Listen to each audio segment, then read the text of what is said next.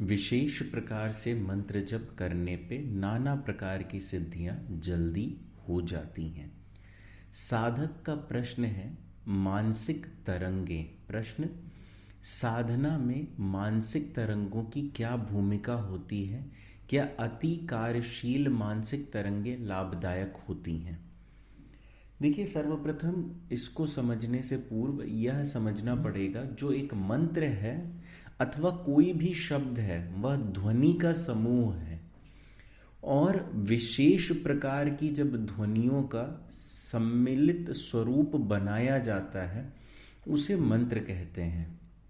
जिस प्रकार से कोई भी यंत्र अनेक प्रकार की ऊर्जा को एक जगह रोक कर रखने की क्षमता रखता है, यंत्र के और भी लाभ मिल सकते हैं, लेकिन यंत्र या जो तंत्र संस्था द्वारा बनाया जाता है उसमें क्या होता है, नाना प्रकार की जो उस यंत्र से संबंधित ऊर्जाएं होती हैं उन्हें एक जगह एकत्रित किया जाता है, जिससे उससे संबंधित ऊर्जा को साधक को लाभ मिल सके।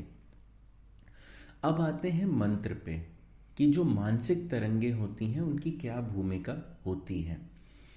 देखिए, एक आसान शब्दों में समझने के लिए इस तरह से समझें, जो मंत्र बोलने की प्रक्रिया है, जो मंत्र जप का तरीका है ना, अनेक प्रकार से मंत्र जप होता है ना, मानसिक, वाचिक, मौखिक, उपांशु, जिस भी प्रकार से साधक मंत्र जप करना चाहे, लेकिन जो संस्था द्वारा साधनाएं दी जाती हैं उनमें यही निर्देश दिया जाता है कि सिर्फ और सिर्फ मानसिक जप ही करें, क्योंकि यह उसी प्रकार के मंत्र हैं जिनसे मानसिक जप से ही लाभ प्राप्त होता है। मंत्र को बोलने से जब उसको मानसिक रूप से जप किया जाता है तो एक ध्वनि उत्पन्न होती है ना।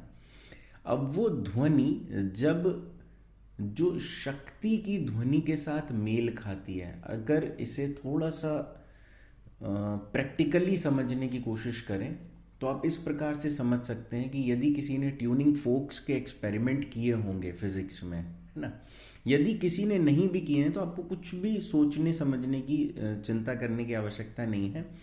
यूट्यूब पे जाएं, है ना, और लिखें ट्यूनिंग फोर्क। मैं वीडियो ऐड कर सकता हूं, लेकिन लगता है कि कई बार कॉपीराइट हो जाता है, इस वजह से नहीं ऐड कर रहा हूं। तो आप देखेंगे जो सेम हर्ट्ज के ट्यूनिंग फोक्स होते हैं, यदि उन्हें आपस में थोड़ी दूर रख के बजाया जाए, मान लीजिए दोनों में से किसी एक को भी बजाया जाए, तो वो दोनों बजने लगते हैं क्योंकि फ्रिक्वेंसी मैच कर जाती है ना।